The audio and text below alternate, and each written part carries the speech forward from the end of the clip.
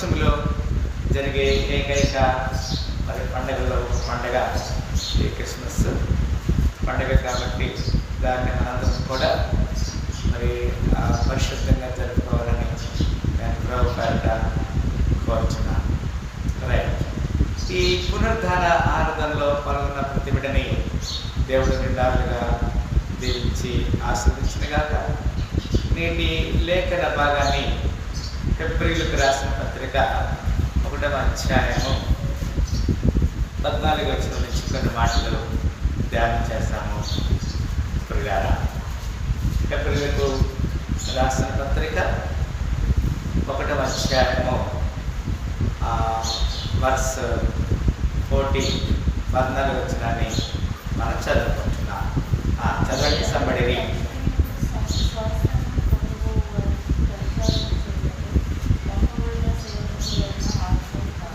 Right. అందరూ కూడా గమనించాలి. ఇది జస్ట్ సింపుల్గా దీన్ని మనము ఆలోచించాలి. ఇక్కడ ఒక ఆలోచన కలిగి ఉన్నది. వీరందరూ అంటే సంబడి ఎవరు ఉన్నారు అక్కడ? వీరందరూ రక్షణ అనుశ్వాసము పొందబో వారికి. క్రిస్మస్ అంటే ఏంటంటే రక్షణ. ప్రతి క్రిస్మస్ అనే మాటని మనం ఆ మాటతో పోలుస్తుంటారు. ఇది రక్షణ గురించి మాట తీసుకుంటాం. యేసు అంటే రక్షకుడు జన్మించాలనే మాటని నేను అక్కడ ఆలోచిస్తాను. ఓకే, వీరందరూ రక్షణ అనుశ్వాసము పొందబో వారికి పరిచారం చేయటకై పంపబడిన సేవకులైన ఆత్మలు కారా అంటారు. ఇప్పుడు నీవు నేను మనందరం కూడా యేసుక్రీస్తు రక్తంలో కొనబడి కడగబడి విమోచించబడ్డా. అందరూ కూడా ఆమె చెప్పండి హల్లెలూయా. యేసుక్రీస్తు రక్తంలో కడగబడితే మనకేం కలుగుతుందంటే రక్షణ కలుగుతాయి.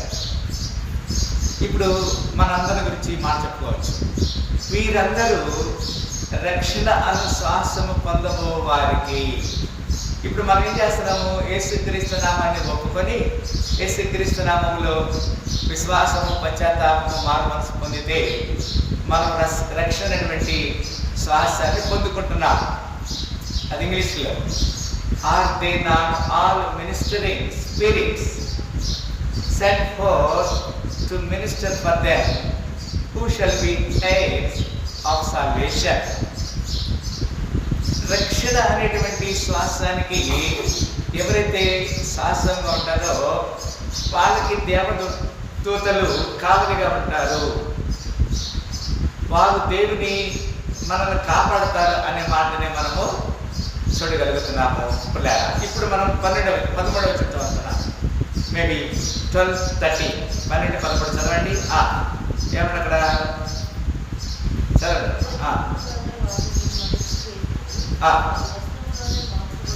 ఉత్తరీయము వలె వాటిని మడిచివేతులు అవి వస్త్రం వలె మార్చబడింది. కానీ నీవు ఏకరీతిగానే ఉన్నావు, నీ సంవత్సరములు తరగవు అని చెప్తున్నాడు. అయితే నేను నీ శత్రువులను నీ పాదములకు పాదపీఠముగా చేయ వరకు నా కుడి పార్శ్వమున కూర్చుండము అని దూతలతో ఎవరిని కూర్చున్నాడు ఎప్పుడైనా చెప్పానా? ఇక్కడ ఒక మాట గమనించాలి. దేవదూతలతో ఈ మాట చెప్పలేదు. ఇప్పుడు దేవదూతల గురించే వాడు మనకి సేవకులుగా ఉంటారు. They are ministering us. వారు మనకు పరిచర్య చేస్తారని చెప్తున్నాడు. ఇక్కడ ఏమంటున్నాడు? మరొకసారి జ్ఞాపకం చేస్తున్నాడు. అయితే నేను నీ శత్రువులను నీ పాదములకు పాదపీఠముగా చేయ వరకు నా కుడి పార్శ్వమున కూర్చుండము అని దూతలలో ఎవరిని కూర్చోడు ఎప్పుడైనా చెప్పానా? God never says anything to the angels, but to which of the angels said, he at any time sit on my right hand until I make thine enemies thy footstool. పాదపీఠముగా చేసేంత వరకు అంటారు. ఇక్కడ మనం గమనించాలి. ఇట్లా ఈ దేవదూతలకి లేని భాగ్యాన్ని దేవుడు మనకి ఇచ్చారు. అందుకే మనం రక్షణ పొందిన యేసుక్రీస్తు రక్తంలో కడగబడిన రక్షణ పొందేటువంటి వారు. అందుకంటాడు వీరందరూ అంటే ఎవరు? పైన చెప్పిన 13వ వచనంలో చెప్పబడిన వారు. వీరందరూ రక్షణ అను శ్వాసము పొందబో వారికి. అంటే రక్షణ అను శ్వాసం పొందింది ఎవరు? నీవు, నేను. పైన దేవదూతల గురించి చెప్తున్నాడు 13వ వచనంలో. వీరందరూ రక్షణను శ్వాసం పొందబో వారికి పరిచారం చేయటం. అంటే మనకి దే ఆర్ మినిస్టరింగ్ us. పరిచారం చేయటకై పంపబడిన సేవకులైన ఆత్మలు కారా. Every human being who got salvation, రక్షణ పొందిన ప్రతి వారికి దేవుడు పరిచారం చేయడానికి దేవదూతలు మనకిస్తాడు.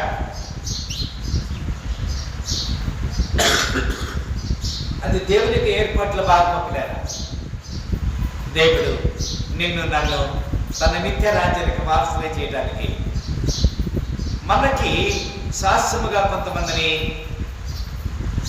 కాపలగా పెట్టాడు కదండి. ఫిబ్రవరి 8:6 ఈ విధంగా రాయబడింది. ఫిబ్రవరి రాసిన పత్రిక 8వ అధ్యాయము 6 త్వరగా చదవాలి. ఈయన అయితే ఇప్పుడు మరి ఎక్కువైన వాగ్దానములు బట్టి నియమింపబడిన మరి ఎక్కువైన నిబంధనకు మధ్యవర్తి అయి ఉన్నాడు కనుక మరి శ్రేష్టమైన సేవకత్వం పొంది ఉన్నాడు. సేవకత్వం మనము ప్రీస్ట్హుడ్ అంటే రాజకత్వం, యాజకత్వం, లేకపోతే రాయల్ ప్రీస్ట్హుడ్ అంటే రాజులని యాజకత్వం. ఇక్కడ ఏమంటాడు? సేవకత్వం అంటున్నాడు. That is called we should be a servanthood. Priesthood is different to the servanthood. Priesthood అంటే యాజకత్వము, సర్వెంట్హుడ్ అంటే సేవకత్వం. ఇప్పుడు మనము సేవ చేయడానికి దేవుడు మనకి అవకాశం ఇస్తున్నాడు. ప్రియులారా, అక్కడే 10వ అధ్యాయము 11వ వచనంలో ఈ విధంగా వ్రాయబడింది. 10:11లో మరియు ప్రతి యాజకుడు దినదినము సేవ చేయొచ్చు, పాపములన్నిటిని తీసివేయని ఆభరణనే మాటి మాటికి అర్పించుచూ ఉండనంటాడు. The priest cannot taken away the sins. అక్కడ అంటాడు which can never take away sins. No priest cannot taken away. ఏ యాజకుడు కూడా పాపాన్ని తీసివేయలేడు. They are doing but unless you do, నీకు పశ్చాత్తాపం రాకపోతే, అన్లెస్ యూ సాక్రిఫైసెస్, నీ సజీవ యాగముగా నీవు సమర్పణ చేసుకోకపోతే నీకు పాపక్షమాపణ లేదనే మాట దగ్గర మనం చూడగలుగుతాం. 103వ కీర్తనలో ఈ విధంగా వ్రాయబడింది. Psalm 103 verse 20. Psalm 103 verse 20. 103వ కీర్తన. ఇక్కడ ఏమంటున్నాడు? యెహోవా దూతల గురించి చెప్తున్నాడు. ఇది ఎంత చక్కని మాట అంటే, ఈ దూతలు మనకి పరిచయం చేసేవారు కదా. అంటాడు కదా, యెహోవా దూతలారా ఆయన ఆజ్ఞకు లోబడి ఆయన వాక్యం నెరవేర్చు బలశూరులారా ఆయనను సన్నతించండి. All the angels bless the lord you his angels that excel in strength that do his commandments hearkening unto the voice of his word. దేవుని వాక్యాన్ని మనము విని దేవునికి లోబడాలని ఇక్కడ దూతలకి ఆజ్ఞాపిస్తున్నాడు. అక్కడే verse 21 కూడా చూస్తున్నాం మనం. ఏమన్నా అక్కడ? యెహోవా సైన్యములారా ఆయన చిత్తము నెరవేర్చు ఆయన పరిచారకులారా మీరందరూ ఆయనను. ఎవరు? This are all the Angeles.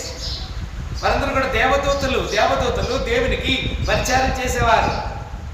They are also serving to us.